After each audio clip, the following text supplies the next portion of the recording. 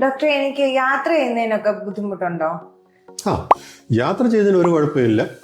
അടുത്ത ദിവസം തൊട്ട് നമുക്ക് എവിടെ വേണേലും പോകാം, കുഴപ്പമൊന്നുമില്ല. ഒറ്റ കാര്യമേ ഉള്ളൂ, പോകുന്ന വഴിക്ക് നമ്മുടെ പ്രൊട്ടക്റ്റീവ് ഗ്ലാസ് വെക്കണം. മഴയത്തൊന്നും ഇറങ്ങിപ്പോയില്ല, ഒത്തിരി പൊടിയുള്ള സ്ഥലത്തോട്ട് പോകരുത്. അല്ലാതെ നമ്മളിപ്പോൾ എന്തെങ്കിലും കല്യാണത്തിന് പോകുന്നുണ്ടോ, അല്ലെങ്കിൽ പള്ളിയിൽ പോകുന്നുണ്ടോ, അമ്പലത്തിൽ പോകുന്നുണ്ടോ, യാതൊരു പ്രശ്നമില്ല. പതിവായിട്ട് നിസ്കരിക്കുന്നവർക്ക് തീർച്ചയായിട്ടും നിസ്കരിക്കുക, അതിനും പ്രശ്നമൊന്നുമില്ല.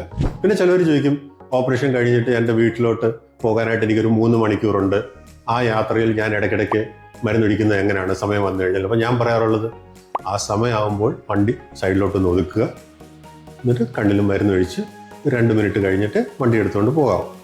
പിന്നെ ചിലവർ ചോദിക്കും, ഇപ്പം ഞാനൊരു യാത്രയ്ക്ക് അല്ലെങ്കിൽ കല്യാണത്തിന് പോയി, അതായിരുന്നു മരുന്ന് ഒഴിക്കേണ്ട സമയം, മിസ്സായി പോയി, അടുത്ത് എന്താണ് ചെയ്യേണ്ടത്?